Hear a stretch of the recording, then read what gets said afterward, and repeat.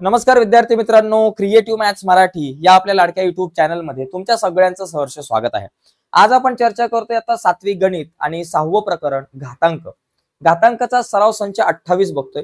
या अगोदरच्या व्हिडिओ मध्ये आपण सराव संच 27 वरती चर्चा केली। आज सराव संच 28 बघतोय।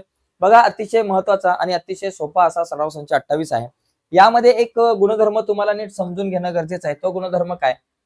बघा, a चा m वा घात भागिले a चा n वा घात जर भागाकार असेल आणि पाया समान आहे a तर घातांकांची वजाबाकी होणार।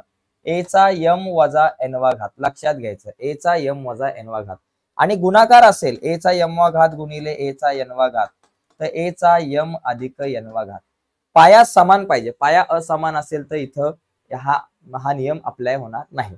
तर लक्षात घ्यायचं, a चा m वा घात भागिले a चा n वा घात असेल, भागाकार असेल तर घातांकांची वजाबाकी, गुणाकार असेल तर घातांकांची बेरीज, एवढं लक्षात ठेवायचंय। पहिला प्रश्न काय की सोपे रूप द्या। म्हणजे इथं काय करायचं बाबा, बघा a चा 6वा घात वजा 4था घात, बघा भागाकार आहे, a चा 6वा घात a चा 4था घात, मग a चा 6वा घात वजा 4था घात, 6 वजा 4, मग a चा 6 तून 4 गेले दुसरा घात, संपला विषय। इथे बघा m चा घन भागिले m चा 8वा घात, आता भागाकार आहे मग 5 वजा 8 करा, मग m चा 5 वजा 8 वजा तिसरा घात, 5 वजा 8, 5 8 जात नाही, 8 5 गेले 3, मोठ्या संख्येचं चिन्ह वजा। तसंच इथे होणार p चा तिसरा घात वजा 13वा घात, बघा p चा तिसरा घात भागिले p चा 13वा घात आहे, म्हणून p चा तिसरा घात वजा 13वा घात, तर p चा 3 वजा 13 वजा 10 झाले या ठिकाणी। आता x चा 10वा घात आणि भागिले x चा 10वा घात, आता x चा 10 वजा 10 काय झालं, 0वा घात, कारण वजा बाकी होणार, 10 वजा 10 x चा 0वा घात झालं। तर अशा प्रकारे हा प्रश्न खूप सोपा आहे। चला फटाफट हा प्रश्न लिहून घ्या, यानंतर आपण आता आपल्या पुढच्या प्रश्नाकडे जाऊयात, ठीक आहे। तर या ठिकाणी इथं तुम्ही x चा 0वा घात, पुस्तकामध्ये मागे उत्तर 1 आहे, x चा 0वा घात 1, म्हणजे कुठल्याही संख्येचा 0वा घात केला तर तुम्हाला उत्तर 1 मिळतं, एवढं लक्षात घ्या, ठीक आहे। तर झाला हा एक प्रश्न, सोपे रूप द्या। त्याच्यानंतर पुढचा प्रश्न आहे किमती काढा। आता इथे किमती काढायच्या कशा बघा, वजा 7चा 12वा घात, बघा वजा 7चा 12वा घात भागिले 12वा घात, म्हणजे 12 वजा 12 करावं लागणार आहे, म्हणजे वजा 7चा 12तून 12 गेले 0वा घात, उत्तर किती येतं 1। कुठल्याही संख्येचा 0वा घात उत्तर 1च येतं।